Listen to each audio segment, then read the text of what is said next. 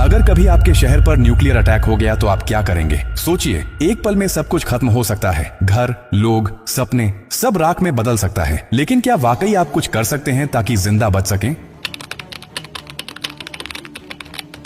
हाँ, अगर आप अभी से तैयार हैं, ये जानकारी जिंदगी और मौत के बीच की दूरी तय कर सकती है। क्योंकि जब एक न्यूक्लियर बम गिरता है तो सिर्फ धमाका ही नहीं होता, उसके बाद शुरू होता है वो खतरनाक खेल जिसे कहते हैं रेडिएशन फॉलआउट। और उसमें जो जिंदा बचता है वो भी धीरे धीरे मरने लगता है। सबसे पहले जानिए कि जैसे ही न्यूक्लियर बम गिरता है, एक तेज सफेद रोशनी आपके सामने आती है। इस रोशनी को देखना मतलब अपनी आंखों की रोशनी खो देना। आप अंधे हो सकते हैं, स्थायी रूप से। इसलिए पहला कदम, जैसे ही धमाके की खबर मिले या रोशनी दिखे, तुरंत जमीन पर लेट जाइए, अपनी आंखें और कान बंद कर लीजिए और चेहरे को किसी कपड़े से ढक लीजिए। ये पहली रक्षा है। अब सवाल उठता है कि कहां जाएं? तो याद रखिए, अगर आपके आसपास कोई मेट्रो स्टेशन है, बेसमेंट है, अंडरग्राउंड पार्किंग है, तो वहीं भागिए, क्योंकि जमीन के नीचे रहना न्यूक्लियर फॉलआउट से बचने का सबसे कारगर तरीका है। लेकिन अगर कुछ नहीं है तो अपने घर को ही शेल्टर बनाना पड़ेगा। सारी खिड़कियां, दरवाजे बंद कर दीजिए। हर छोटी छोटी दरार को भी किसी कपड़े, टेप या गत्ते से बंद कीजिए। हवा का एक भी रास्ता नहीं खुला रहना चाहिए। अटैक से पहले या जैसे ही खबर मिले, आपके पास सिर्फ कुछ मिनट होंगे। उसी वक्त पानी भरिए, बाल्टी, बोतल, ड्रम, जो भी है।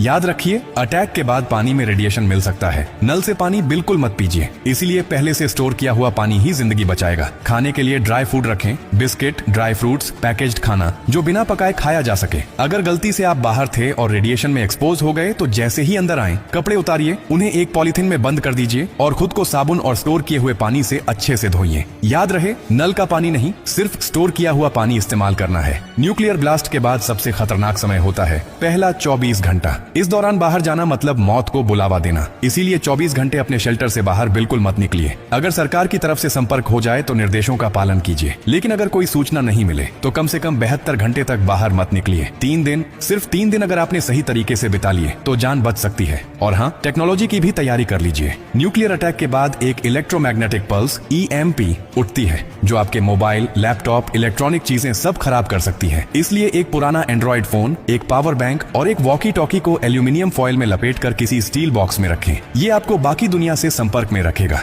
सबसे जरूरी बात, घबराइए मत, पैनिक नहीं करना है। हर फैसला सोच समझ कर लीजिए, क्योंकि न्यूक्लियर अटैक एक टाइम गेम है। जो जितना शांत रहेगा, उसकी जान बचने के चांस उतने ही ज्यादा होंगे। और याद रखिए, ये जानकारी सिर्फ आपके लिए नहीं, बल्कि आपके परिवार, दोस्तों, पड़ोसियों और पूरे समाज के लिए है। क्या आप अकेले सुरक्षित रहना चाहते हैं? नहीं ना? तो इस जानकारी को हर उस इंसान तक पहुंचाइए जिसकी जिंदगी की आपको परवाह है। हो सकता है आपकी एक शेयर से किसी माँ का बच्चा जिंदा रह जाए, किसी पिता की आखिरी उम्मीद बच जाए, किसी बहन का भाई लौट कर घर आ जाए। और यही तो असली इंसानियत है। और हाँ, जब आप जिंदगी बांट रहे हैं तो एक वादा भी